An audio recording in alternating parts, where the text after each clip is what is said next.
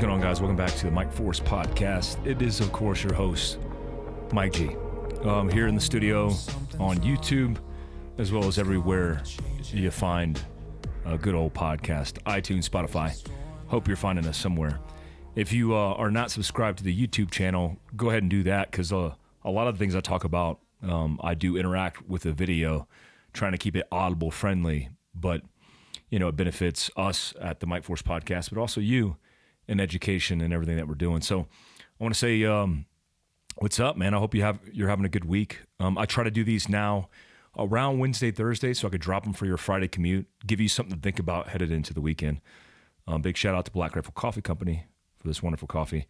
We don't have any sponsors, but we have people who support myself, my business, Fieldcraft Survival, and big shout out to Black Rifle Coffee and Evan Hafer and all the guys. So a lot of you guys were following and tracking on my Instagram, Mike Glover Actual or Mike.A.Glover, my rally experience in my first professional rally race. Now, if you're not familiar with rally, because I know a lot of you guys follow me, but don't know much about rally. Rally in America is under the American Rally Association. And they have national and regional races all across the U.S. And I am competing in the national section of the ARA in limited four-wheel drive, which is my class. And that just means I'm going all over the U.S. doing these races under the Rally Ready team, but as well as the Black Rifle Coffee and Fieldcraft Survival team. I'm a sponsored driver because I am sponsored by many companies, including Nine Line Apparel, Redcon One, Eagles and Angels, Mountain Tough, all these great companies that are providing support for us to be able to get out there and race. And this was my first professional rally. Up until Olympia, which is the race I just did in Washington, I was restricted, and I was also not able to be competitive because of safety protocol. And ARA and all the guys and gals at ARA do a really good job of making sure that you're squared away before you get out there on the stage. Now, a lot of people think rally is just one race. I believe there was 15 or 16 stages this particular race over the course of 2 days. So you do a day of recce where you go out and you have to write the notes for the particular stage, and you take those notes and then you race with those notes on days 1 and 2. And, some of the stages you'll do twice. You'll run them, you'll run another race, another stage, and then you'll do them again as a second round in between a service break where you have a break 30 minutes to an hour to be able to service the vehicles. Now, these vehicles are getting beat all to hell, and it's a challenge in endurance, but also agility, teamwork, all the great things that I love about preparedness are actually part of the rally experience. The attention to detail, the reconnaissance prior, navigation, technical driving skills.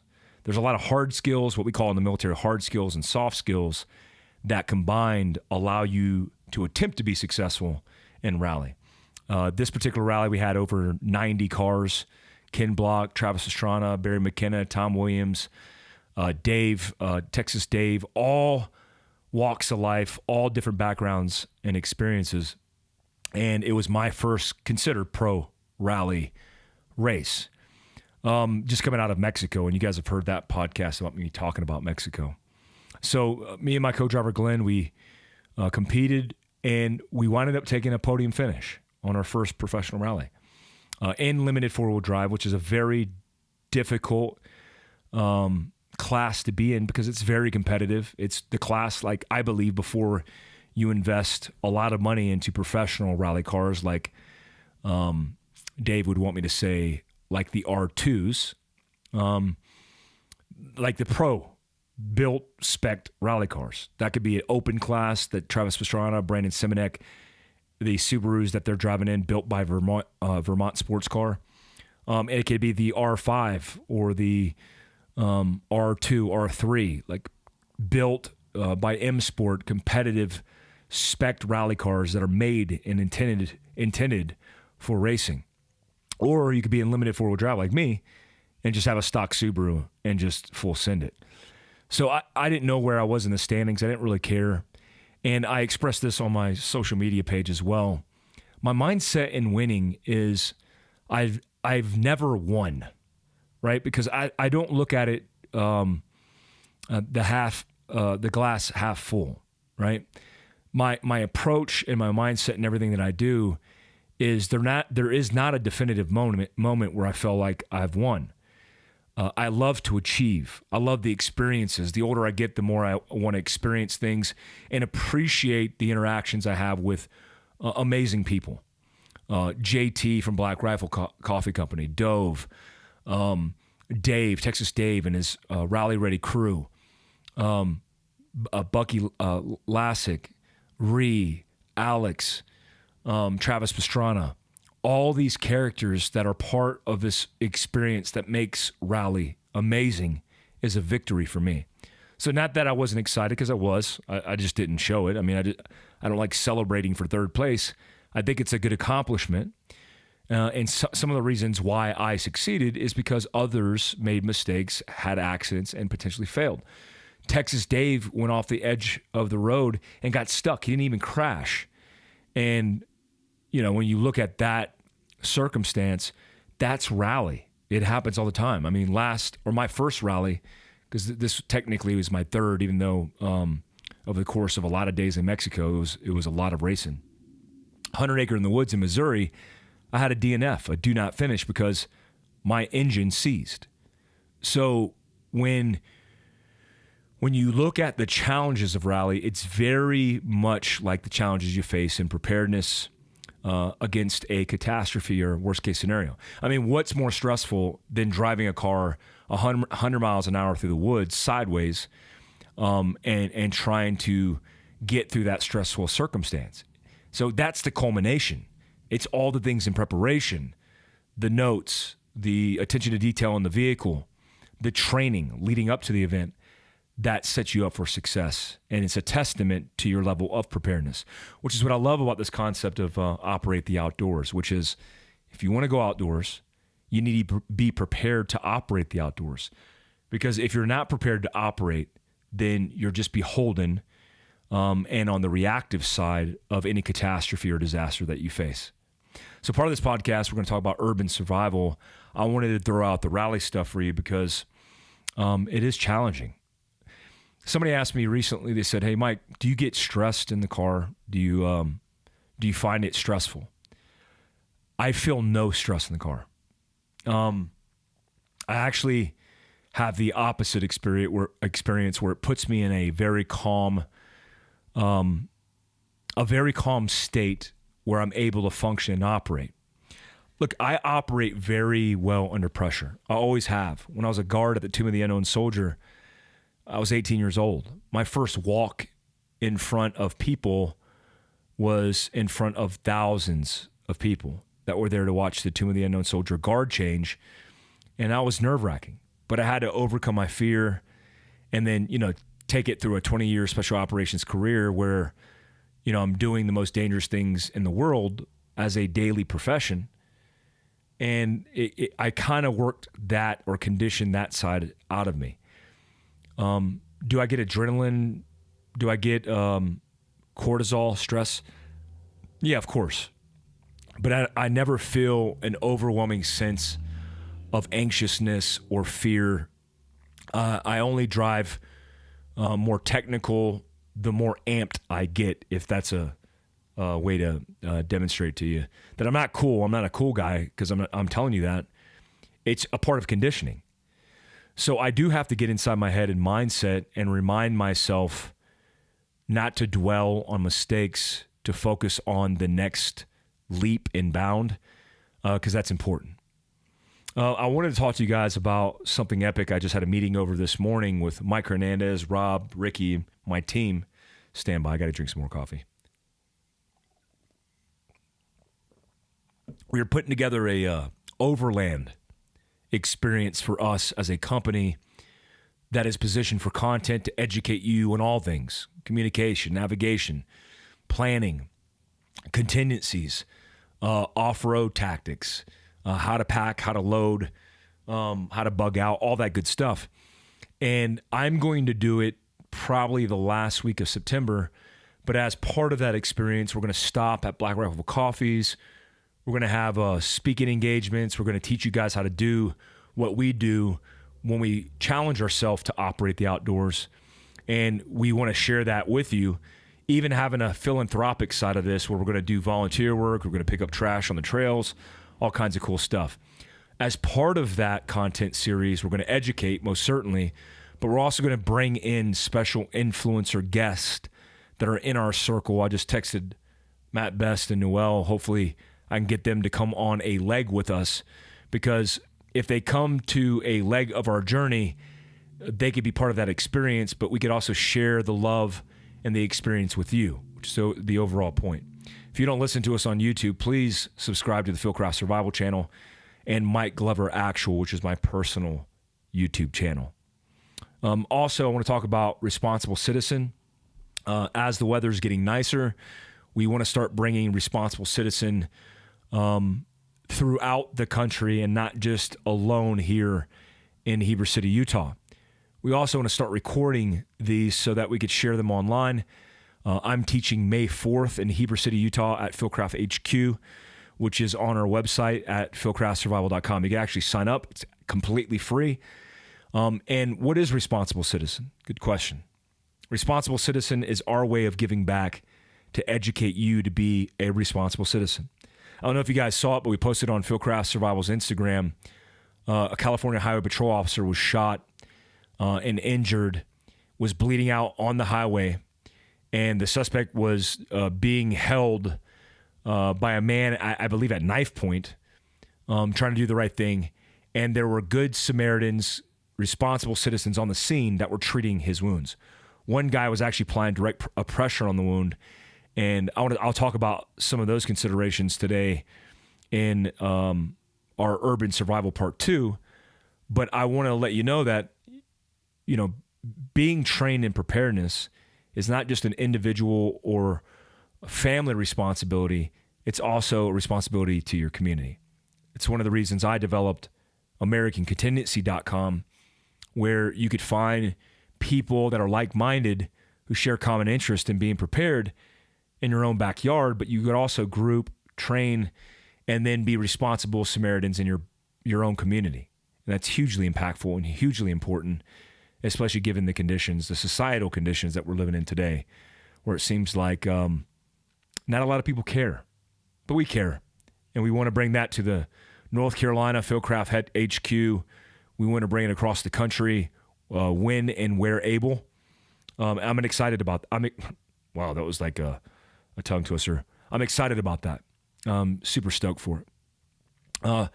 I have a rally prep seminar coming up with Rhiannon Rhee and her husband Alex.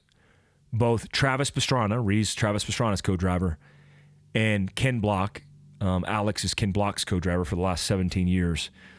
And we're going to have them in HQ on June 3rd from 5:30 to 7:30 to talk about preparing for rally. I'm actually going to use that as a way to record a podcast for Fieldcraft Survival, and we're going to communicate to you how this whole thing works. But you guys can go on fieldcraftsurvival.com, sign up for that course, and get tied in to listening to two of the most experienced co-drivers in the world. We are doing a Black Rifle Coffee documentary on Rhee and her story of survival. That was an epic story of survival when her and her brother crashed, almost killed her. She wound up surviving. Very unique story that's going to help you think about mindset, preparedness, etc. But we're sharing her story and her and Alex's journey at the Rally Prep course, June 3rd, 5:30 to 7:30. I also just put it on the calendar for July, a course in Goldendale, Washington, at my good buddy's house, Steve, his back range.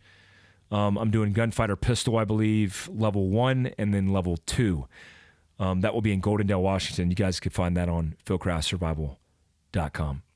Let's talk a little bit about some questions that you guys had recently from my Instagram about urban survival. And I'm going to open this up and we're going to talk about these questions. And then we'll go straight into the meat and potatoes, like I always say, of the content that you guys asked.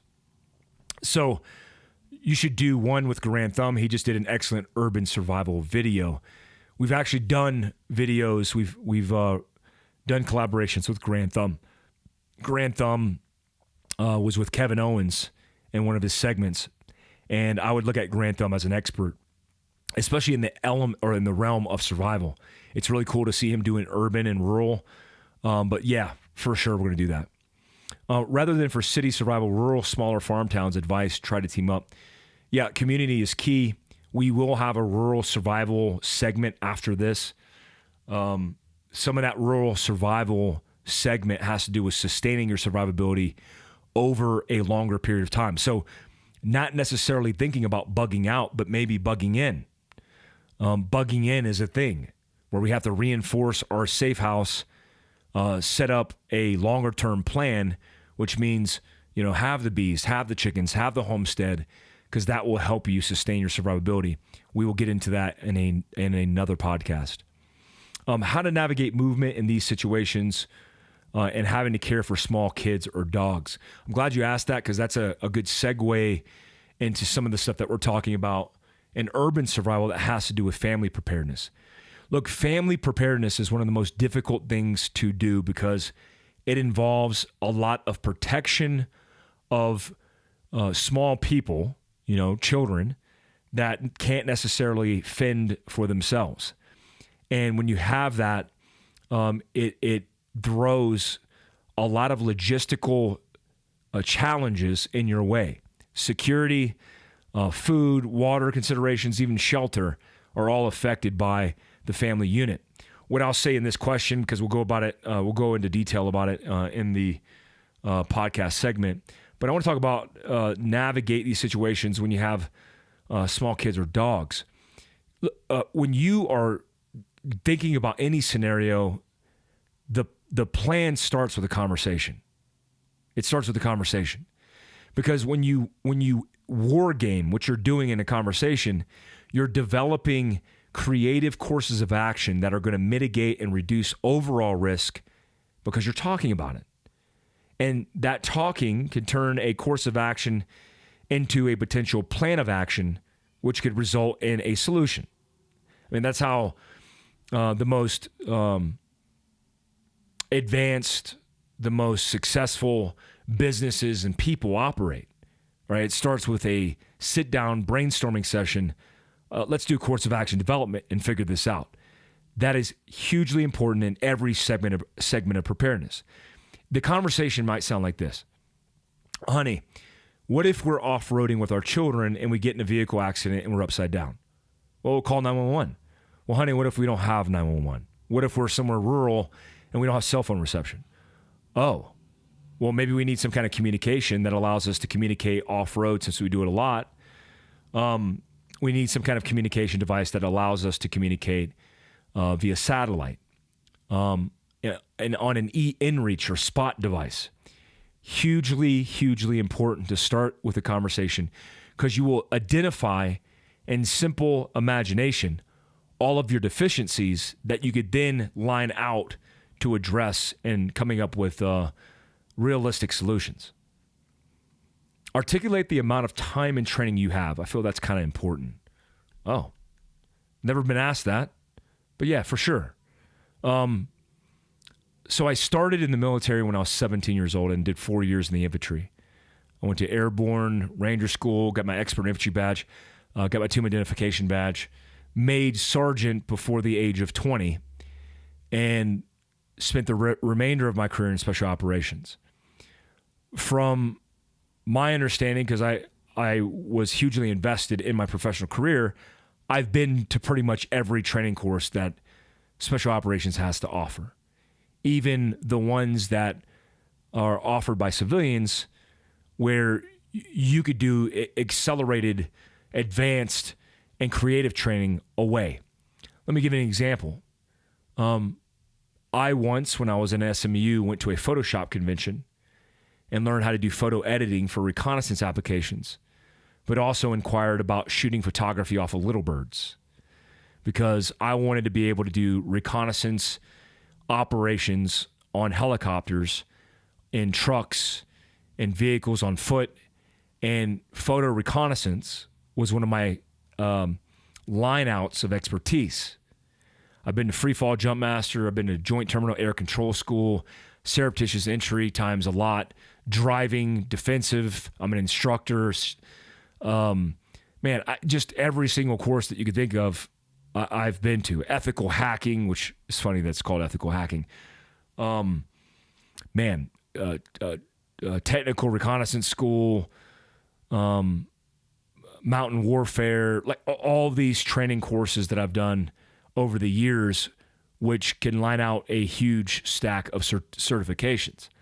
Now, with that expertise, I also have 9 combat rotations where I've implemented those technical skill sets, which I think is more important in the context. So whether that was operating as a sniper, deployed to Iraq 5 times that I did that, or it was a team sergeant briefing diplomats, generals, the director of the CIA, and then migrating into a contracting position at the same time that I was a sergeant major, an operations sergeant major focused on counterterrorism. So I've done a lot. I've been all over the world. And most certainly what I'm best at is training people because I have a lot of experience as a Green Beret doing that. We call it CTFID, Counterterrorism Foreign Internal Defense. It's the ability to train not only tactics, techniques, and procedures, but also operate by, with, and through with the host nation, with the indigenous force that you're living with, breaking bread with, training, and operating as well. The next question is carry decisions in places not allowed. So I'll be transparent and very honest with you. I'm not encouraging you to break the law because if you do, that's on you. But I'm a law-abiding citizen. I don't intentionally break any law. But if I do intentionally break the law, I don't advertise. I got a Corvette. So yeah, I've broken the law before, but I'm not going to advertise. I guess I just did there, but you'll never know about it. But when somebody says, Mike, my work doesn't allow me to carry a pistol. And there are some work places that justifyingly have policies in place like that because of things that have happened, because of the institution's constraints, right? You work in a Ford factory on the line. Yeah, having a pistol on your person might be problematic. But with your considerations throughout the day, you have to ask yourself, am I willing to take the chance that if something happens that I won't be armed or I won't be able to stop an evil person from doing harm? That's something I'm not willing to live with. So the next question I would ask myself, or you should ask yourself, is are you a law-abiding citizen? You know, the concealed carry permit isn't necessary in 25 states because you don't have to get that permit. You can carry without doing that. But most of CCW licenses require that you not carry a concealed firearm in a place where alcohol is served. Now, where do you think a deadly act of violence potentially could take place? When somebody's inebriated and they're not showing good judgment in a place where they serve alcohol.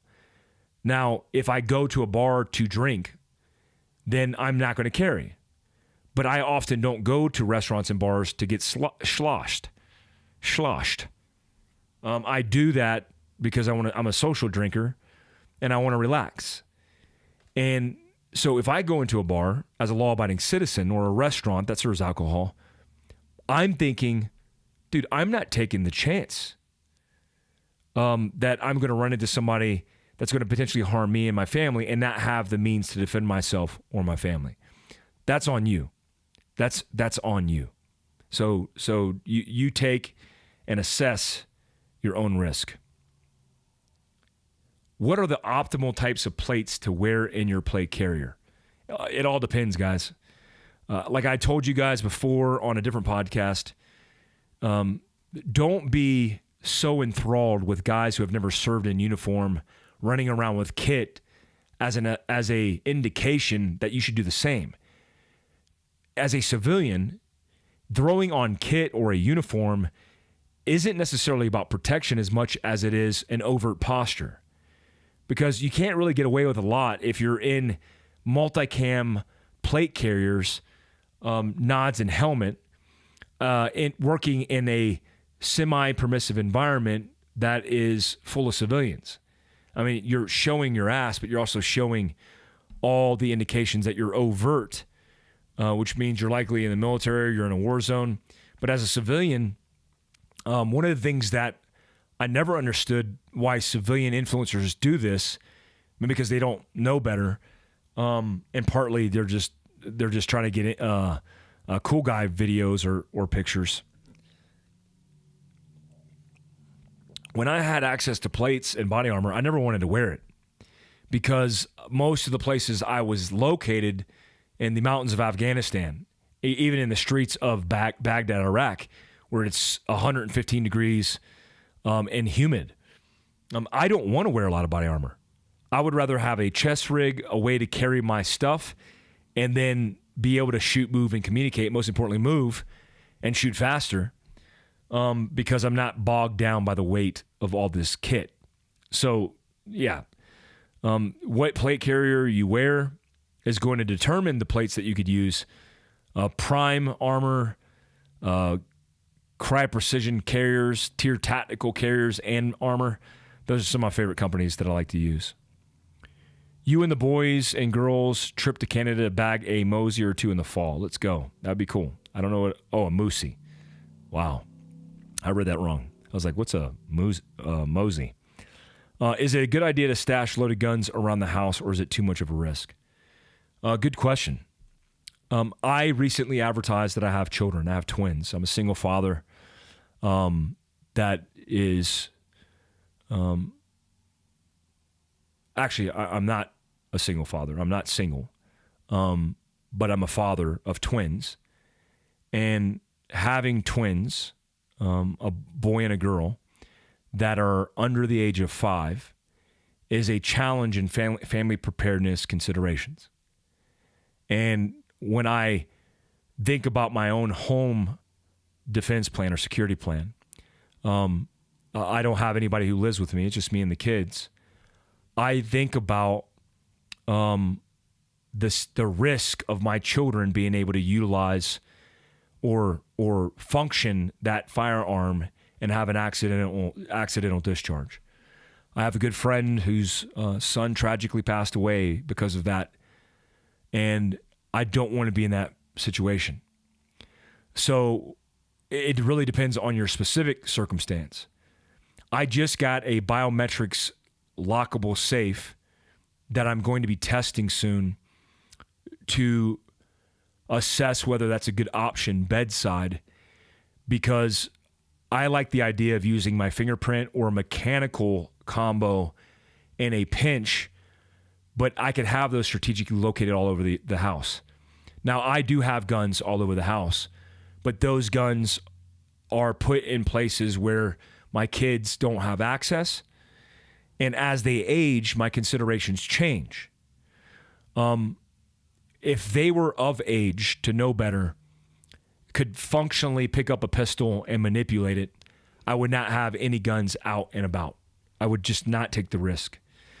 I would tell you that at a certain age, 4 to 5 years old, you could start to teach your kids firearm safety. Like if you point at a gun and you say, don't touch that, a kid's going to touch it. When I was a young kid, my dad was in law enforcement. I picked his gun up all the time. And that is really scary to think about. But I also remember my dad teaching me firearm safety and knowing, hey, this is your trigger finger. Keep it off the trigger. Don't point your gun at anything that you don't intend to destroy or shoot. And that also coincides with the idea of having firearms in the house. Teach firearm safety. Give your kids the opportunity to handle a firearm safely. Like put it in their hands. Say, hey, we're going to take the next 10 minutes. You could touch this gun. I want you to point it in the safe direction. Don't ever point it at anybody. and I want you to get used to it. Conditioning our children that way is imperative as a component to firearm safety. Firearm safety is not just putting a lock on your gun and saying, that's it, right? That's a very narrow and shallow way to look at it. We have to be very comprehensive here. It's one of the reasons that we teach Responsible Citizen, where we talk about these same exact things of firearm safety. We want to promote this across the United States and in your backyard. You should do one with grand thumb. Let's get another one. Carry decisions in places not allowed. Bug in or bug out. It depends. We're going to talk about bug out today on the podcast. In the rural version of this, we're going to talk about bugging in. Importance of paracord and what it could do. Look, paracord, when I was growing up in the Army, was in everybody's jungle boots if you were in special operations. There's a lot of uses for paracord. What is paracord? It's parachute cord that hangs from parachutes that ties into your harness that is got a strong tensile strength in foot-pounds, measured, I believe, in foot-pounds, because it has small cords inside the main sheath of the cord, in 550 cord especially. Parachute cord is good because you could use it for lashing, whether that's building a shelter, making improvised weapons, making a bow drill, whatever that is. But it's universally just good for different utility functions. So my thing is, like, if you have shoelaces and they're not paracord, then you might want to put paracord in one of your laces and replace your standard shoelace that's not going to do you any good. I like the idea of multi-purpose. Now, will you see me carrying a wad of paracord? Likely not. I mean, Kevin Estella most certainly does that, but likely not. How do you take down helicopters with small arms? In what scenarios do we avoid being the first ones attempting to flee an urban environment? In what scenarios do we avoid being the first ones attempting to flee? Well, good question. When we think about urban survival, you have to remember we're mostly talking about urban survival in a very complex man-made situation where the sheer population alone is bound to cause issues. Locking down the road, gridlocking the area, defeating the infrastructure, like the power goes out because it's overwhelmed. The cell phone towers crash because it can't handle all the bandwidth. So when everybody gets on their phone at once, when everybody hits the highway at once, when everybody panics and hits Walmart at once, we run into a situation where the urban terrain and the human terrain are going to dictate some of the considerations for bugging out or bugging in, or delaying the first ones out and trying to get together and formulate a better plan. If you're one of the first ones out and you get stuck in a jam and you're stuck in your car in gridlock traffic where you're locked in, you can't move for a day or two, then yes, it's advantageous for you not to do that, but then to have other means of bypassing that traffic, like an overland off-road vehicle, right? Like a motorcycle, like a bicycle. So that's why we advocate all the time for having a PACE plan, a primary, alternate, contingency, and emergency plan, so you could flex into your PACE plan on the fly depending on the situation. If you have a natural disaster that decimates the infrastructure, it might not be a good idea to be the first to flee because you're going to be in a situation where not only are there people fending for survival, but they're also becoming more exploiting of circumstances because of that survival. So they're more willing to carjack people. They're more willing to steal, acquire. They're more willing to commit crimes. They're more willing to loot or burglarize. These are all how natural disasters manifest themselves into man-made disasters, but it's all considerations when you think about it. Let's do 2 more questions and then we'll move on into the podcast. Top 5 items for urban go bag. Well, we're going to talk about that, so I'll get to that really soon. And last question, what are the most essential items I should have at home if society breaks down? We'll actually talk about that as well in the podcast. Let me do one more. Importance of ballistic helmet for urban environment, both with and without the rule of law. Well, you won't catch me in a ballistic helmet unless it is the absolute worst case scenario. What you will catch me in is a bump helmet or a Protect type helmet that has nods and white light adaptable means. Because if I have the means to adapt night vision or a white light, I have the tactical advantage. Now, do you want protection on your head in a shit hits the fan scenario? Yeah, why not? But ultimately, I'm not going to be using that for ballistic protection, even though I've seen it save lives. I just won't be doing it. One, in daylight especially, gives away your intention. I mean, if you're in a gunfight with somebody and you have a ballistic helmet on and they see your helmet, they're going to shoot you in the chest. They're going to shoot you in the face. Is it a huge advantage in your signature to be wearing a helmet? Not unless you're using it to mount night vision or visible lights or even non-visible lights like infrared. I'll do one more because that was kind of short. Everyday carry for cities you can't conceal carry, positioning in subways, festivals, and marathons. I'm going to go over that in the EDC component of this, which is talking about the fanny pack. Live your best life by having a fanny pack. All right, here we go. So the first thing I want to talk about in urban survival is fitness. I get asked a lot of questions on, hey, what's my bug out plan? What do I need to carry in my bug out bag? What kind of vehicle do you use for bugging out? And we'll talk about a little bit of that stuff. But let me talk specifically about one of the most significant advantages that you have in bugging out, which is your own body. Being able to carry your own weight in a pack if necessary. When we talk about family preparedness next, I'll mention this, but this ties into fitness. When you're fit to fight, you're not fit to fight for yourself if you have a family.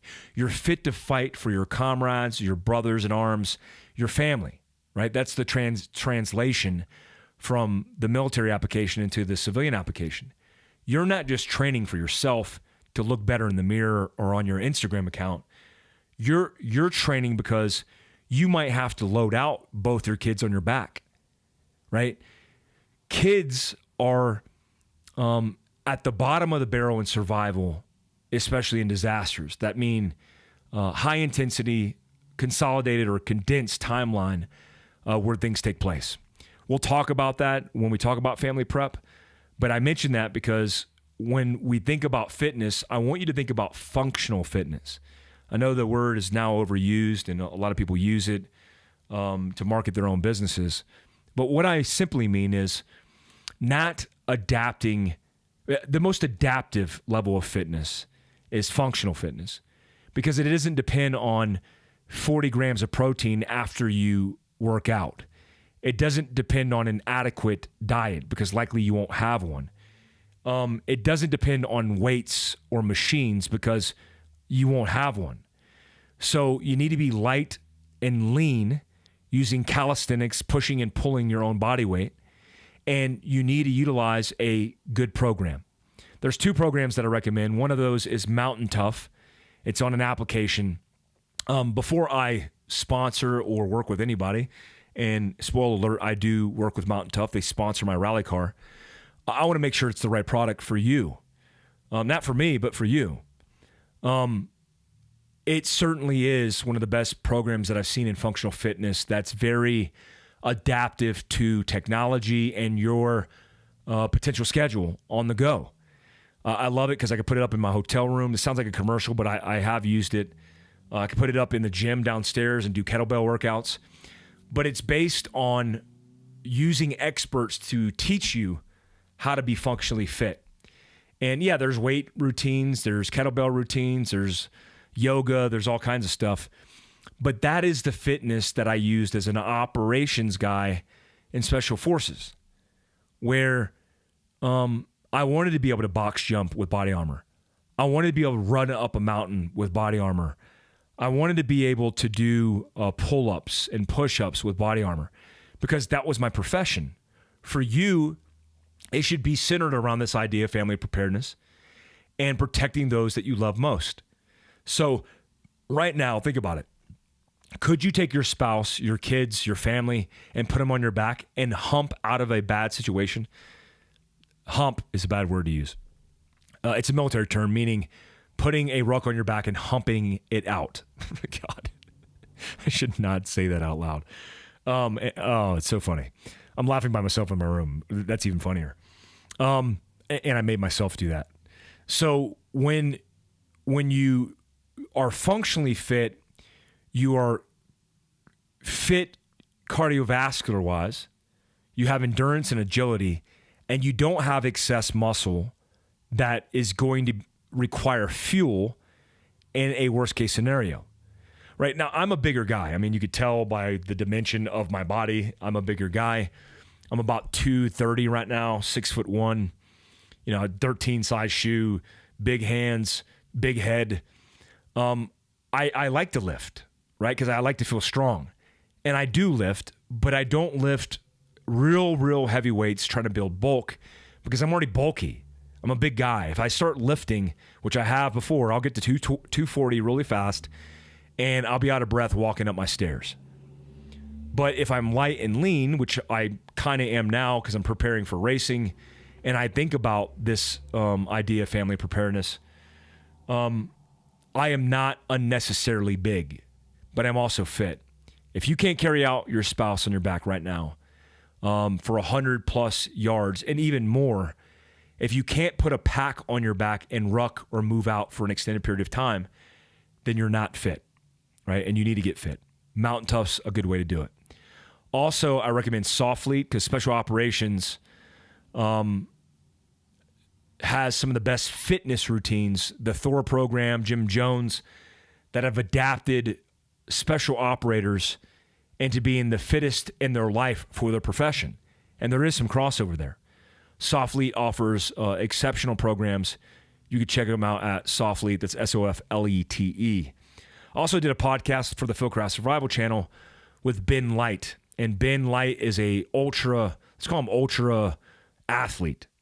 He does long-range movements like 300, 400, 500, 800-mile runs, which is just ludicrous.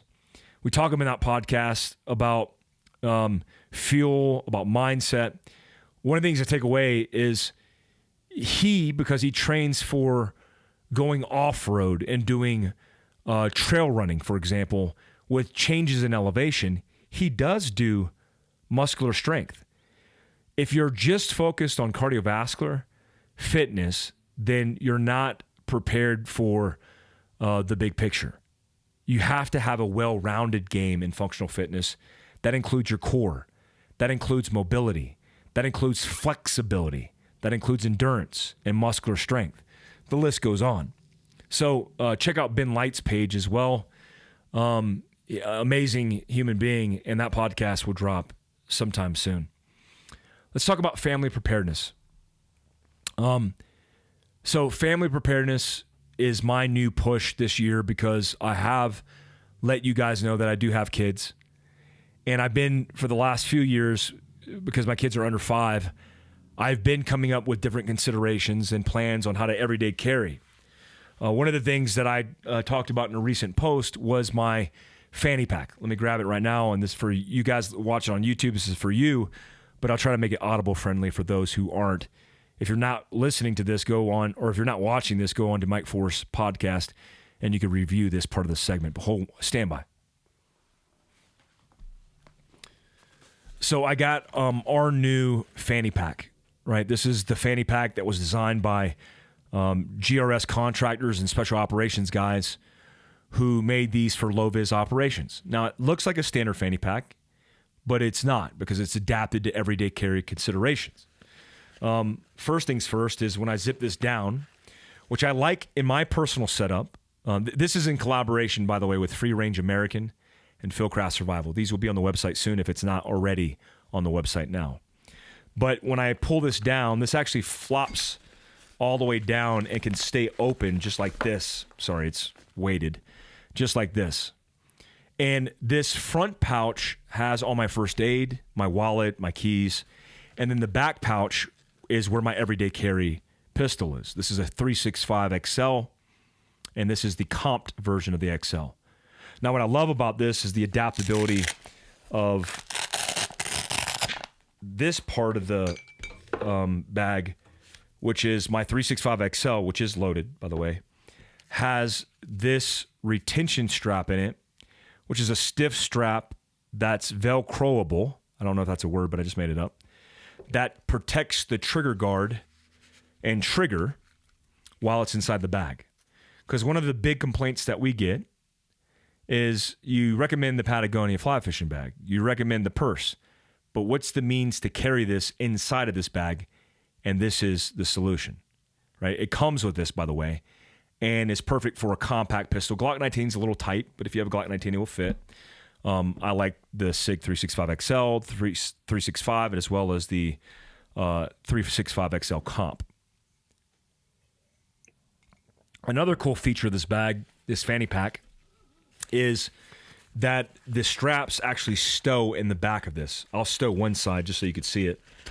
So the straps that go around your waist, for those who are listening to this, stow into the back of the fanny pack.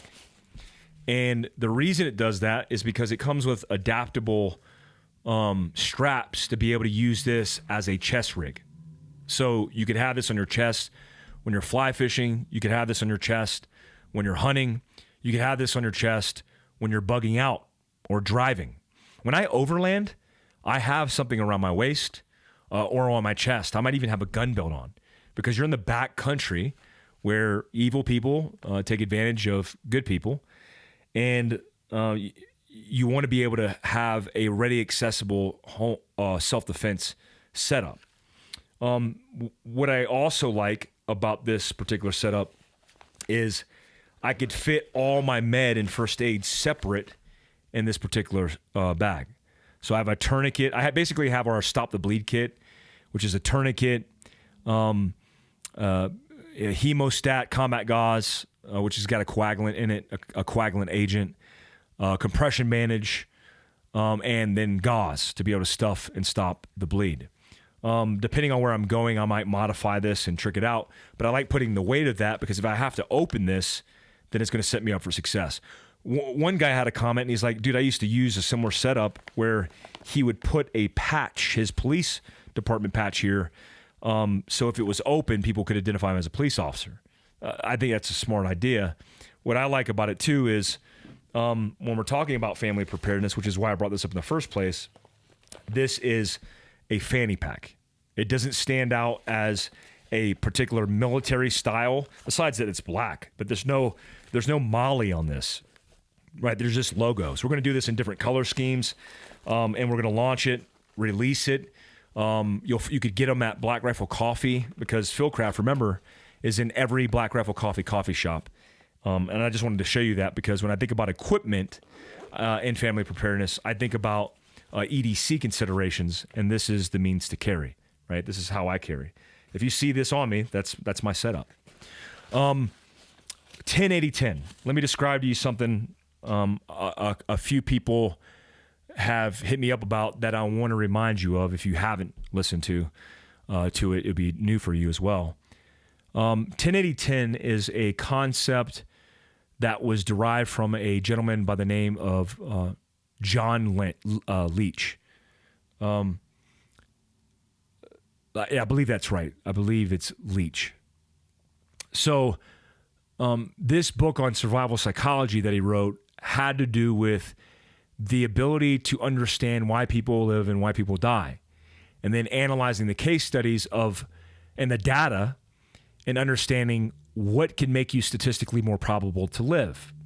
A lot of those gaps you got to fill in for yourself, but it's kind of the premise or start point that I started in Fieldcraft Survival, which is, if I could identify why people die, then I can give you the ways or the tactics or the procedures to allow you to live. 10-80-10 is a breakdown of the population in percentage based on who lives and who dies. Top 10%. Whether it's cognitive, aptitude, technical and tactical skill sets, 10% of those who are in catastrophe live. They're the top of the gene pool. They're the top of, they're first responders, they're military guys, they're people who train, they're rally race car drivers. They're people who could think quickly and adapt. That's what I want you to be, is the top 10%. Then when we break it down, we have the middle, which is the 80%ers, who are about split in between who lives and who dies. But that 80% depends on the decisions they make under stress. But sometimes they make the wrong decision. The boat's sinking, they put the life preservers on their family and forget as they plunge into the water that they can't swim, and now they drown. It's the fire on the second floor, they run to the third floor and they jump off, and they just could have took the stairs to the first floor and they die. The bottom 10% happens to be the people who tragically perish because they're that guy. Now, that guy doesn't make the right decision. They get overwhelmed by stress. And unfortunately, children happen to be in the bottom 10%. Why? Well, part of the reason why is because of development. They don't have developed minds to be able to make rational, sound decisions, especially under stress. Another component to that is experience. Again, if you take experience and assessing how you react under stress, and you get reps of that because you've trained it, you've experienced life, then it makes you more likely to succeed. An interesting thing that I saw recently on social media, because there are some interesting things out there. If you're not following my Twitter account, you're wrong. But Mike Glover 1, I believe, is my Twitter account. I found a tweet that talked about different life segments. And then a neuroscientist friend of mine contacted me and highlighted some of these points. When you live a life today, you're actually living 3 phases of a longer life 100 years ago. Because the life expectancy 100 years ago was like 40 years old, 30 and 40 years old. In some countries, third world countries, it's that way now. But now you imagine you live to 80, which is, we're still in the high 70s on average life expectancy. But in other countries like, Japan, some places in Italy, where they live in their 80s and 90s and well into their hundreds, how many lifetimes is that? It's a lot of lifetimes. The benefit of training is when we train, we are repping experience, right? That's what training is. It's the replication of experience. So in a short form factor, because we're repping it, we're gaining more experience as part of that training protocol. It's why Fieldcraft Survival has training all over the country. It's why I train routinely myself. Like I literally train. Ree and Alex will be here soon. Travis Strawn and Ken Block's co-drivers to train with me because I want to be better. Texas Dave at Rally Ready is going to train me on technical driving skill sets. Tom Williams in the UK is going to train me on driving rally cars. Why? Because he's better than I am. If he wanted to find somebody to teach him tactics, to teach him how to shoot, you pick me because I'm better than you. But if you want to train, that is what's going to make you a top 10%er. So it also identifies that when you're looking at children, you have to have specific protocols on how to communicate to kids. Because what we forget, because we're thinking about interestingly enough, the best case scenario, because we say, hey, so if I say Irene, and Irene is the pro word, which means you need to run to the front mailbox and get out of the house because it means it's a fire or a danger. You're assuming that they're going to have the same neurological and physiological state that they are in training, which is completely false.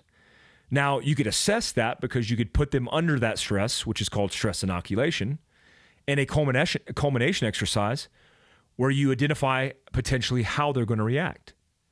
It's why when I do gunfighter pistol courses or carbine courses, I always assess my students and assess them in a culmination exercise to identify weakness and deficiency, not strengths. I expect strengths.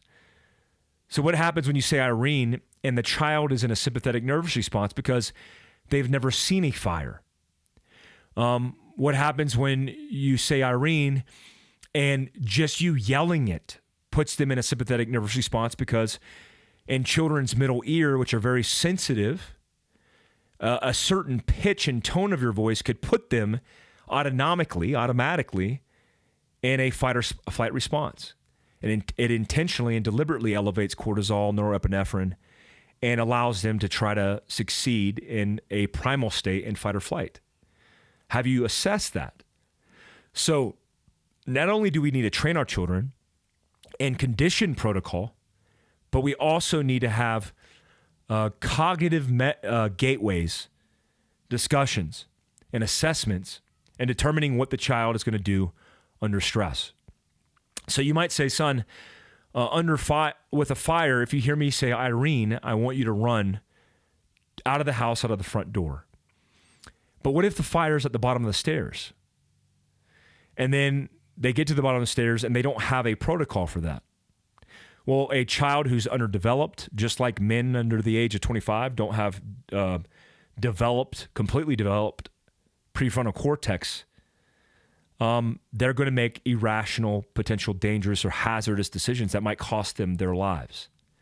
So we got to be smarter than that. So it starts with the conversation. Son, what happens if there's a fire right here? What are you going to do? I don't know, Daddy. Well, think about it. Let's talk about it. Use your imagination. Think about it. Tell me what you think you would do. I don't know, Daddy. Run upstairs. Okay, then where would you go? Well, you told me to stay low to the ground because if I breathe the air and the smoke, then I'll pass out. And I don't want to pass out. Yeah, so you stay low to the ground. Where are you going to go? Well, we talked about a contingency, and that contingency was using the rope ladder to go out of the window. Exactly right. So you're working through these protocols because children, unfortunately, unless an austere primal scenario, but which they are better at surviving, they will perish because they don't have the experience, the aptitude, and developed intelligence, and obviously even physical capabilities to get through some of these dangerous situations. When I think about family preparedness, what's forefront on my mind is first aid. It's why I carry a mobility bag, which is my bag from my company, on the back of every single seat of every single vehicle that I own. Because I want you to think about, hey, what happens if you get in an accident? Yeah, it's nice to have your own tourniquet in your pocket or in your visor panel because we have that as well. But what about your kids? What about your spouse? What about your friends? What if they're injured? When I was a contractor in the GRS, we used to have tourniquets in every door times your extremities. So we had like buckets of tourniquets because we're responsible for the protection of those that we drive with, but also we need to be able to render aid. And you want to cross-train with those people in your family to be able to render aid to you because maybe you're the victim. So in first aid, you need to have robust medical kits to facilitate a mass casualty because that's the worst case scenario.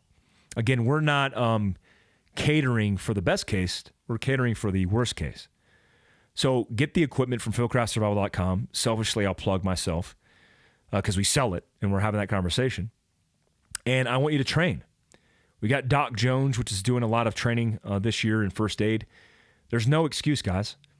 Even in my May 4th class next Wednesday when I teach, I'm going to throw in a free Stop the Bleed segment so that you could be better educated on how to stop the bleed.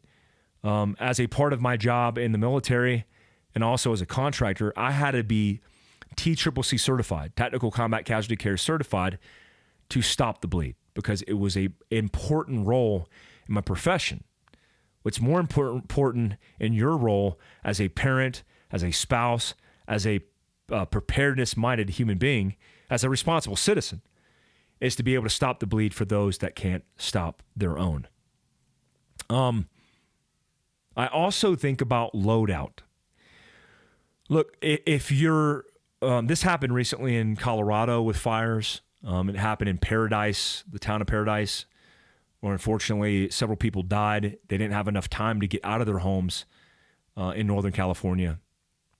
You have to think about loadout and having ready access to loadout because that's what leads to the bug out. which we'll talk about next, but that's the start point. You need to be able to bug out as soon as possible. And if you don't have bags that are preloaded, then you're wrong. We educate to carry the 20 liter, which is our loadout bag with survival and general purpose and first aid integrated into the bag in the pouches. Have that at your feet on the passenger floorboard or in front of the center console. And most certainly have a 40 liter somewhere in the back of the vehicle where you can have ready access, like behind the center console. And then have an 80 liter, which is your maintenance and recovery equipment in your trunk, right? We call it the dirty bag, because that's where you want to keep that life-saving equipment, but in different capacities, different scales. Now, our loadout bag isn't just a satchel where you can hand carry, because we want you to be able to bug out with it. So if you have those bags pre-positioned in your vehicle, and look, I don't want you to pack your nice clothes in there. Who cares about clothes? I want you to pack the necessities. Your truck gun, your first aid kit, your robust first aid kit, your camping equipment, your sheltering equipment, and your cold weather equipment, because hypothermia kills a lot of people. Have that loaded out, and then we have the straps, 2 straps for the 40 liter, 2 straps for the 80 liter to load bear and carry out on your back. Hugely important in bugging out as we transition. The first component in bugging out is having a plan. I used old tactics from Ranger School when I was 18 years old, went to Ranger School. I used a 5-paragraph operations order from the Ranger Handbook, 27-6 field manual, where we look at the situation and we assess the situation. We develop a mission based on the situation or a goal or an objective. And then we come up with a plan of execution. Then we determine what elements are going to facilitate the execution of that plan and service and support. And then we come up with the means to communicate that plan, including coordinating with friendly forces, internal communications, external communications, and the list goes on. So if you have a plan of action that starts with a conversation, you identify weakness, you could come up with the equipment, come up with the training, come up with the PACE contingency plan of how you're going to evolve your bug out plan. A bug out plan example in planning could be situation. We live in an urban environment. We live in a condo that's surrounded by a whole bunch of people in the middle of a city. The only means of escape is either on foot, on a motorcycle, or a bicycle, which is problematic because I have a family of 4. 2 children, a spouse, and myself. This is hypothetically me describing the scenario or the situation in the scenario. My goal, to bug out safely with every member of my family. Course of action development. How are we going to bug out? We have 2 children that can't support themselves. We need to identify how we literally are going to bug out. Well, what about motorcycles? Well, honey, we can't do motorcycles because I don't know how to drive one. Deficiency check. We need to get you trained on how to drive a motorcycle. Are there other means of bugging out besides motorcycle? Bicycle. Is it realistic? It's a little bit slower than a motorcycle, but it is realistic because I could take the bike. The fuel is you, and we could also have the baby carriers on the bikes to be able to pack them out manually on our back or put them in carriers on the bike. Do we have enough equipment? Deficiency. Yeah, we need to come up with a loadout bag that's going to facilitate our bugging out. Back to the question that was asked in the beginning of the podcast, 5 items I would include in the bug out bag. Number 1, means of security. Your bug out bag should have a robust means of security outside of the everyday carry pistol you carry in your Fieldcraft fanny pack. That could be a truck gun, a BCM 300 Blackout with a law tactical folder folded on top of each other, on top of it, reduces the overall signature, not a lot of weight, and a couple mags of 300 Blackout. Why? Because if I'm bugging out, I need the ability to reach out and touch people who are going to affect me or hurt me and my family.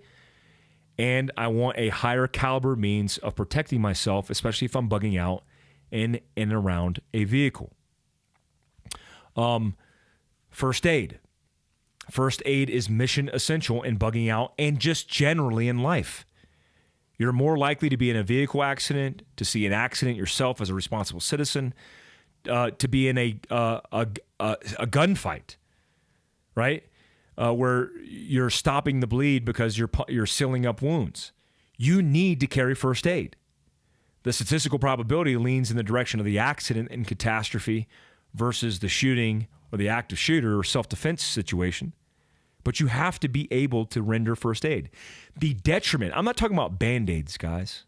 I'm not talking about Neosporin. I'm talking about combat gauze. Gauze with hemostat that's going to coagulate blood, reduce the amount of material that I need to stuff in the gunshot wound, compression bandage, tourniquets, nitrile gloves, right? These are the things that are going to save lives, and these are the things that you need in your bug out bag. Water. Not just water, but the ability to hydrate and contain vessels of water or hold vessels of water. Pick up that water, right? Because we're picking up that water, and sanitize that water and filtrate that water. When you have a Nalgene bottle, that's fine. That's a good tactic to have one of those because you can collect water, you could purify it, and you could filtrate it. You can use a Shimog, you can use a filter system. One of my favorite things to have is a Grail system that has, it's the company, it's called Grail, and it's Grayl, I believe, where you could push through the bottle with a filtration system that filtrates like 99.99999% of the protozoa and bacteria that are going to harm you. Also, you need iodine tablets or chlorine dioxide that allows you to purify the water because you need to purify that water. I would recommend Element, that's Lima Mike November Tango, to maintain adequate levels of sodium because if you don't have the sodium input into your system, you're going to get dehydrated, and no matter how much water you have, it's not going to help with your overall hydration, right? Hydration is a balance of sodium, potassium, and sugar, right? So we need to keep ourselves adequately hydrated, and that's a good way to start. I also would look at navigation. Now, I would add navigation because manual navigation via maps, whatever scale that you have available to you, are going to be good for areas that you don't know, especially when you depend on your cell phone. Now, having offline maps, a USB cord to a small solar panel, yeah, that's great. Do that. Have that ZAMP solar panel set up to where you could trickle charge your battery, but you need to have offline maps. I also recommend that you have battery-powered Garmin handhelds to be able to navigate, as well as the contingency, the primary, the alternate, and contingency, which is manual maps and compass. Be able to know and navigate through an urban into a rural because you might be doing that with the collapse of the infrastructure. No power, no tower, no cell phone. I also want you to think about food. But food is not the highest of priorities, even though it's important. What's most important about food is not that you're going to starve, because typically it takes you a month or more to starve. It'd probably take me a year based on how much body fat I have. But think about it as the glycogen or sugar that's going to maintain your cognition. When you start to degrade and bugging out because you're not eating and drinking properly, your mind starts to go. And you can't make rational decisions when your mind is being affected by starvation or by lack of glycogen in your liver and bloodstream. So please do that. Also, I want to think about my mobility plan and bugging out. You know, we're doing this big mobility overland run for you. We're going to talk a lot about that in the content leading up to it. But I want you to look at your vehicle, no matter what it is, the Honda Civic that you have, the Vespa that you drive. It doesn't matter what vehicle you drive, you could still load that capacity, that large amount of space, out with smart, sound equipment, including mobility bags, 20, 40, 80 liters. These bug out bags are going to facilitate you bugging out, right? When I mention mobility, I'm saving number 5. I want you to think about having survival as a component to your bug out bag. It's why we have a survival pouch in every bag that we make with a first aid pouch. First aid is a priority, but the staples of survival, shelter, being able to make a fire and retain your core body temperature, water procurement and purification, all of those things are hugely important, especially when you decide to leave your vehicle when bugging out. It's why we have the panel pack that converts into a backpack, because if you have to bug out, you had ready access, now you're bugging out, you can just throw it on your bag, throw the bag on your back, and get on foot. Hugely important to be able to do both. So mobility is not just the car, but the bike, the motorcycle, on foot. We're going to talk about some of this mobility stuff that we're doing, especially revolving around fitness, on how to do proper foot care and maintenance, which I know a lot of you are interested in. And lastly on the podcast, I want to talk about community network, because the biggest resource you have is in your own backyard with the people that you don't even know yet. One of the reasons that we started Responsible Citizen is we noticed that there wasn't a lot of organizations and companies that were bringing people together. My goal when we get at least 100 Black Rifle Coffee shops throughout the country is to go to every Black Rifle Coffee once a week and teach Responsible Citizen all over the nation. Because when I do that and I have 100 people hearing me run my mouth, yeah, sure, there's a message there. You'll get about 30% of that message. But that message translates into people coming together over that messaging. So while you're there, I want you to drink a cup of coffee and talk and get to know one another. American Contingency is why we started this group, because there's hundreds of groups in America where people are getting together. Like there's a free side of American Contingency and there's a paid side, which is like $5 a month. Guys, the ultimate responsibility that's on you is to understand you will not live if you're a sole lone wolf. You will survive, however, if you have a community of assets. People in your own backyard you could depend on, lean on. We have relationships that were developed in American Contingency, the tactical tender spot. We have a bunch of people who have leverage to quick respond to natural disasters and catastrophes, which is why we started the Fieldcraft Fund. You guys, I haven't advertised it yet, but we'd have a Fieldcraft Fund to support people in American Contingency who are affected by disasters, mostly natural, but even man-made, because we want to be able to support the people in our own backyard by facilitating them, assisting them, and supporting each other. Please depend on your community network and develop it. Have a family meeting. Bring in your family, bring in your close friends and say, hey guys, I want to have a meeting and I want to talk about what we do in a disaster. Designate a task organization of people's strengths and identifying them with that duty and responsibility affiliated with their strength, and build that network. You're either an asset or a liability. There's rarely people who are liabilities. Children are liabilities at a certain age, where they now have to be heavily supported in order to survive. We have to remember that when we think about family prep, when we think about community prep, because that's how we're going to live. That's how we're going to survive. I'm the tactical guy. I'm the first aid guy. I'm the driving guy in my network. Everybody else has their own strengths, their own weaknesses, and start leveraging those strengths as soon as possible. Guys, I want to say thank you so much for tuning in the podcast today. Hope you're having a good week, leaning into a good weekend. I know I'm going to have a good weekend. I'm excited about this weekend. I got some AmCon members coming in. They're doing a tour of the Fieldcraft facility, and then we're going to have a little luncheon with them. I'll be in California next week. I'll be in San Bernardino, Route 66, training law enforcement and civilians, as well as migrating over to San Diego, where I'll be jumping, doing some epic content stuff with Andy Stumpf and Evan Hafer. I love you guys. Thank you so much for the support. Until next time, peace out, guys.